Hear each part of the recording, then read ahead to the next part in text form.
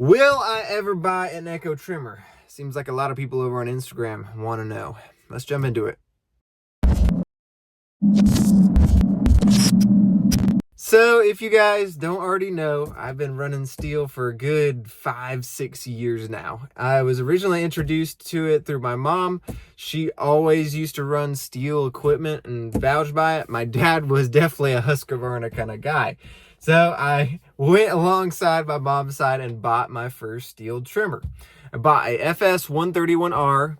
Don't ask me why. The thing weighs 20 pounds, but will freaking cut through trees. But I made the mistake of buying that as my first trimmer. But it's been a great solid trimmer. Still have it to this day. No major breakdowns on the thing. It's just really heavy. So it's definitely not a good one to have everyday maintenance kind of stuff. You wear out your arms real fast. Anyway, so I bought that, and I've bought chainsaws, backpack blowers, hedge trimmers, attachments, trimmers, all sorts of stuff from Stihl. And I haven't had too many issues. I've had, actually, I'll say the worst piece of equipment I've ever bought from them was the MS250 chainsaw. Now, they've had that chainsaw out for 30 or 50 years. I can't remember when they released that thing. And I've got people that have had theirs for 20 years, and it starts up first pull. But my luck with that thing has been not too great. I've like, get the thing started is just a pain in the neck. Had to replace the spark with it a couple times. But other than that, everything else is running great, other than the fact of me running it over myself with either the truck. I run my backpack blower and my trimmers twice with the trucks. I think the truck's damaged them more than I am. Anyway, but to the real question at hand about whether I want to buy an Echo or not, and why I'm kind of the FS94R. So I kind of the 94R and the TX26T together, investing in Echo. So let's just say the Echo starts up first pull every single time throughout the week, throughout its entire lifespan, right? That's one good thing going for it. Let's just say that this, bad vapor lock issues, which we all know about, and just say it doesn't start up really good in the heat. There's other prospects that I look at with my trimmers, especially with the kind of crew that I have, that the wow, I keep calling it the T6.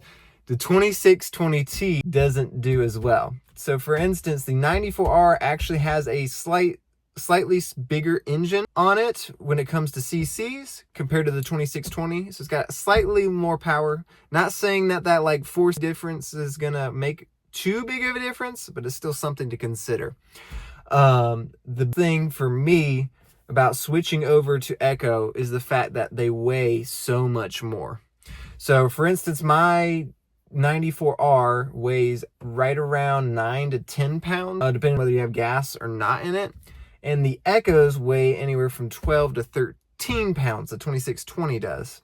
So you're adding 3 more pounds to the weight of the trimmer, which is almost a 25% weight increase. Anyway, when you're doing a bunch of yards, and I really like to keep my trimmers light. I don't like them wearing on my back and all that kind of stuff. You might say, smooth diaper baby boy.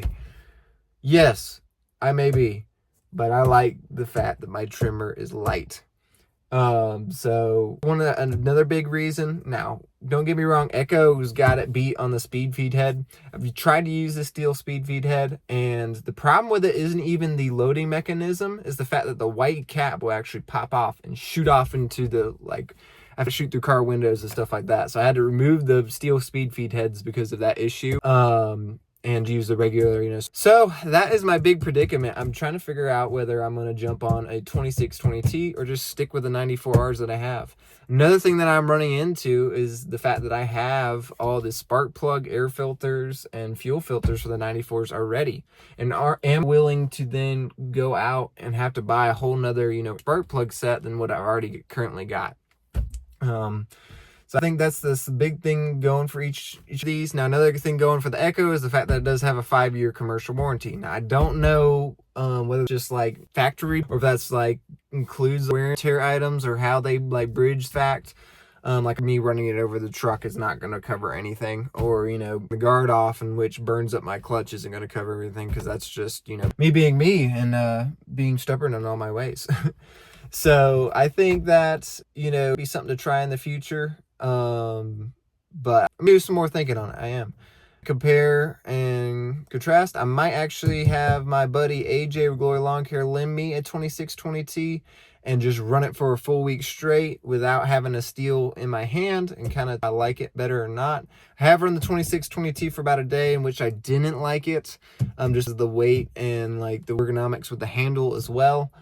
But I think running it for a whole week to give it a full chance would be the best way to go before I sink like $450 one. But using steel, whether you're using Echo, this is just kind of, it doesn't really matter. They both probably run about the same, as I'm gonna think.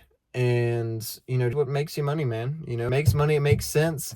If my 94Rs gave me a bunch of troubles right off the gate and they wouldn't start and they wouldn't crank and they wouldn't, you know, breaking down and had to keep replacing things, and yeah, I'd jump it on Echo a lot sooner. But I haven't had big major issues come up that I would think would be a trimmer issue and not just something that's just normal wear and tear.